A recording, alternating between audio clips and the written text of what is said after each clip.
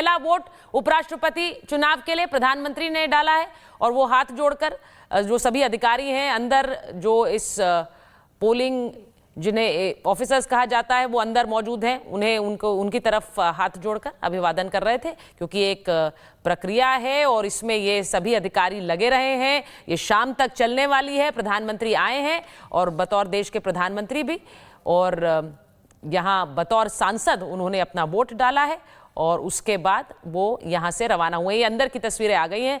ये खबर कल ही आई थी कि सुबह आएंगे, सबसे पहले वोट डालेंगे। अब अंदर की तस्वीरें हैं प्रधानमंत्री की। उपराष्ट्रपति पद का चुनाव है और सीपी राधाकृष्णन, जिनका नाम एनडीए ने आगे रखा, सीपी राधाकृष्णन ने जाकर प्रधानमंत्री से मुलाकात की। प्रधानमंत्री ने खुद उनके बारे में कहा कि एक बहुत लंबा सियासी उनका करियर रहा है, बेदाग करियर रहा है और एक परिश्रमी और मेहनती नेता रहे हैं और अनेक जिम्मेदारियां निभाई हैं और अब एक नए दायित्व के लिए उनका नाम आगे रख रहे हैं बतौर उपराष्ट्रपति। वो एनडीए के उम्मीदवार होंगे और ये तस्वीरें प्रधानमंत्री की जब वो संसद भवन में आए, और ये लगातार चलती रहेंगी क्योंकि प्रधानमंत्री आज अलग अलग जो बड़े नेता हैं, बड़े चेहरे हैं, उनकी तस्वीरें तो आएंगी, लेकिन संभवतः सबसे बड़ा चेहरा प्रधानमंत्री का ही है, तो वो तस्वीरें लगातार स्क्रीन पर आएंगी। मुझे लगता है थोड़ी देर में उनकी पंजाब की तस्वीरें भी आने लगेंगी। जब तक यहाँ पे वोटिंग की एक घंटा शायद प्रक्रिया होगी वोटिंग की और प्रधानमंत्री की पंजाब की तस्वीरें आ जाएंगी। चंद्रप्रकाश जी, ये मुझे देखिए, ये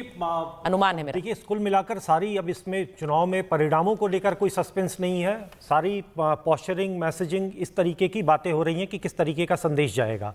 अच्छा होता कि अगर राहुल गांधी इस समय होते, वो भी आते, इनके बाद वो सबसे पहले अपने खेमे के वोटों की अगुवाई करते। जो चारू प्रज्ञा जी ने विषय उठाया कि भाई वो भारत में हैं भी कि नहीं है, अभी इस समय वापस लौट आए भी हैं कि नहीं आए, ये भी अभी देश को पता नहीं है, या सो रहे हैं, जेट लैग अपना दूर कर रहे हैं, पता नहीं क्या स्थिति है, उनके सांसदों को भी नहीं पता होगा।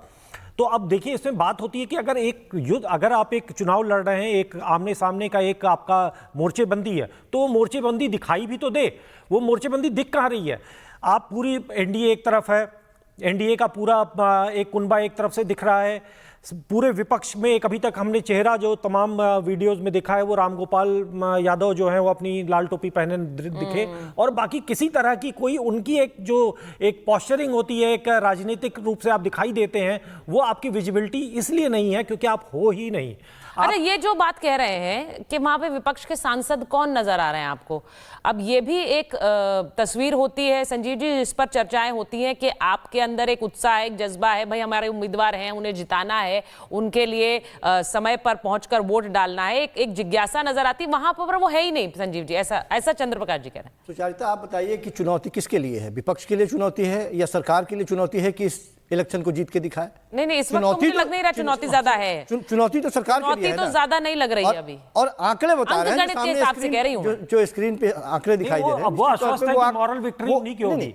स्क्रीन पे जो आंकड़े दिखाई दे रहे हैं वो निश्चित तौर पे एनडीए के पक्ष में है, कहने में कोई गुरेज नहीं है। लेकिन क्या उसके आधार पर अभी ही जीत क्लियर कर दी जाए, उनको घोषित कर दी जाए? इलेक्शन है, निश्चित तौर पे आपको वेट करना पड़ेगा एक एक, और इसमें कोई व्हिप जारी करने की बात नहीं है। अंतरात्मा के आवाज से लोग बदलते हैं इसमें, और हम नहीं कह रहे कि इधर के लोग उधर और उधर के लोग इधर। ऐसा ना हो जो आंकड़े स्क्रीन पे हम दिखा रहे हैं एनडीए के साथ में और जो इंडिया ब्लॉक के साथ दिखा रहे हैं, ऐसा ना हो कि वो नंबर आधे से ज्यादा एनडीए के साथ आ जाए। अब ये बात कल्पना आप कर सकती हैं। नहीं, अगर आप चुनौती कह रहे हैं तो चुनौती तो इस तरीके से आपके सामने भी है ना। वोट इधर शिफ्ट होता है तो क्या भारतीय जनता पार्टी के लिए और देश के इतिहास अब तक क्या रहा है सर? आप बेहतर जानते हैं इतिहास अब तक क्या या नहीं होगा, ये हमने इतिहास अब तक क्या रहा है? यदि इधर से क्या कहा है अब तक? कुछ ही अंक शिफ्ट होते हैं। इस समय तो अंतरात्मा क्या राहुल गांधी की जागी कि उन्होंने अभी वोटिंग से दूरी बना के रखी है।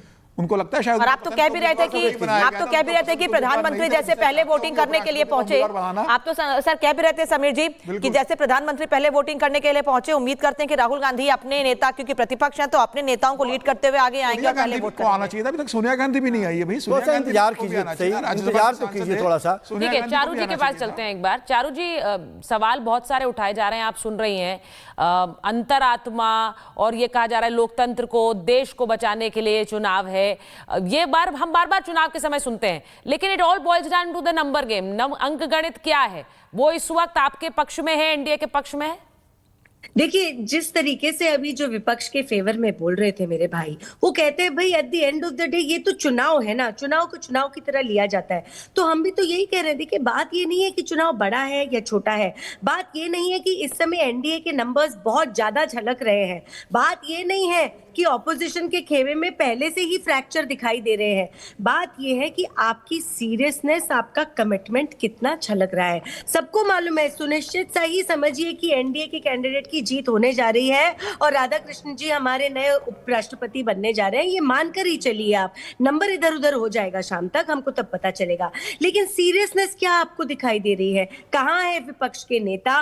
क्या विपक्ष के नेता ने सबने मिलकर एक कार्यशाला अटेंड करी? राहुल गांधी गायब है, राहुल गांधी के परिवार के सदस्य गायब है, उनकी माता जी कहाँ है, उनकी बहन कहाँ है, ये सब लोग गायब हैं। और इन सब चीजों से हमको ये दिखाई देता है कि आपके लिए देश चलाना आपकी प्रायोरिटी नहीं है। आपके लिए देश का इतना बड़ा चुनाव, जिस चुनाव के जीत से ये डिसाइड होगा कि राज्यसभा को कौन चलाने वाला है, राज्यसभा का चेयरपर्सन होते हैं हमारे उपराष्ट्रपति, कौन होगा, जब आपको इन चीजों से फर्क ही नहीं पड़ता तो आप क्या यहाँ पर बैठकर बोल रहे हैं देखिए जी चुनाव तो चुनाव होता है। आप अपनी बातों को कॉन्ट्रडिक्ट कर रहे हैं ना। आप एक साथ वोट डालने में भरोसा रखते, ना आप कार्यशाला अटेंड करने में भरोसा रखते, ना आप ऑप्टिक्स पे इतना भी फोकस कर रहे हैं कि देखिए सारे न्यूज चैनल, सुचारिता जी बार बार आपका जो कैमरा है वो संसद के अंदर घूम जाता है और हम सब देख रहे हैं कौन आ रहा है, वोट डाल रहा है, कौन लाइन में खड़ा है, कौन किसके आगे पीछे जा रहा है। तो यहाँ पर विपक्ष के लोग कहाँ हैं? तो आपको ना कोई कहानी सुनानी, ना आपकी कोई ऑप्टिक्स है। आपको पहले से पता था आप हारने वाले हो, भाई देने के लिए आप कोई बिहार का कैंडिडेट भी दे सकते थे ना, दे सकते थे अगर आपको कोई मैसेजिंग करनी थी तो ना। जो आप बात कह रहे हैं, कोई पॉलिटिकल मैसेजिंग नहीं है। जब बी सुदर्शन रेड्डी का नाम आया, चारू जी इसकी चर्चा हम पहले कर चुके हैं समीर जी, के कैसे एक दक्षिण के उम्मीदवार को इसीलिए लाया गया कि डर लग रहा था कि कहीं स्टालिन और जो बाकी जो दक्षिण की पार्टियां हैं विपक्षी खेमे में वो कहीं अलग ना हो जाए, तो उनको लाने के पीछे ये एक सोच लगाई गई। तो जब उद्देश्य ये है कि एक साथ रखो, उद्देश्य ये नहीं है कि इसे जीतो, साथ रखो वरना छवि खराब रहेगी। तो निश्चित रूप से मुझे लगता है कि विपक्ष पहले से ही बिखरा हुआ नजर आ रहा था। देखिए, जब उम्मीदवार चयन की बारी आई तो सुदर्शन रेड्डी कोई सर्व स्वीकार उम्मीदवार तो थे नहीं। पहले शरद पवार से कहा गया कि भाई आप चुनाव लड़ना चाहते हैं, शरद पवार ने मना कर दिया।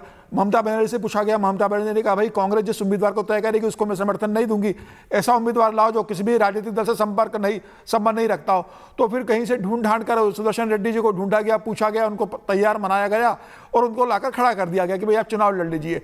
सुदर्शन रेड्डी ने भी कहा ठीक है, अब अभी बैठा हुआ आराम से चुनाव लड़वा रहे, लड़ लो, क्या फर्क पड़ता है, वो भी चुनाव लड़ने आ गए।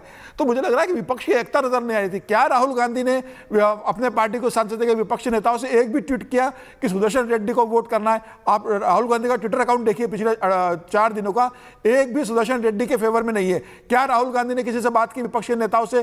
क्या राहुल गांधी ने कभी ऐसे नेताओं से बात की? क्या राहुल गांधी ने जगन मोहन रेड्डी से बात की? क्या राहुल गांधी ने बीजेडी के नवीन पटनायक से बात की कि भाई आप एनडीए का भी हिस्सा नहीं हो, आप इंडिया गठबंधन का भी नहीं हो, हम चाहते हैं कि आपके राज्यसभा के जो सांसद है वो हमें वोट करें? राहुल गांधी ने क्या उनको अपने सांसदों से मिलवाया? मुझे ऐसा लगता है कि राहुल गांधी खुद इसमें इंटरेस्टेड नहीं थे कि चुनाव में किसको खड़ा करना है, क्या करना है, पूरा उन्होंने छोड़ के रख दिया था। वो सिर्फ बिहार में वोट अधिकार यात्रा में सिर्फ मतलब था, वो यात्रा की, उसके बाद वो मलेशिया चले जाते हैं। कौन आ रहा है, वोटिंग करेंगे नहीं करेंगे, वोटिंग कैसी होगी, कौन किससे बात करेगा, इंडिया गठबंधन के लोग किस पार्टी में किससे बात करेंगे, कोई कम्युनिकेशन, कोई समन्वय जो होता है वो कहीं देखने को नहीं मिल रहा है। मुझे लग रहा है कि चुनाव लड़ने के पहले ही हथियार विपक्ष ने डाल दिए थे। अब देखना मुझे लगता है समीर जी इंटरेस्टिंग होगा कि शाम 5 बजे तक का समय है, क्या नेता प्रतिपक्ष आते हैं वोट डालने? आप अभी बहुत सारे नहीं, मुझे ऐसा लग रहा है वो शाम 5 बजे तक आ जाएंगे और वोट डालेंगे, क्योंकि उनकी मौजूदगी इस ऐसे समय पर जब उपराष्ट्रपति का चुनाव है जरूरी है।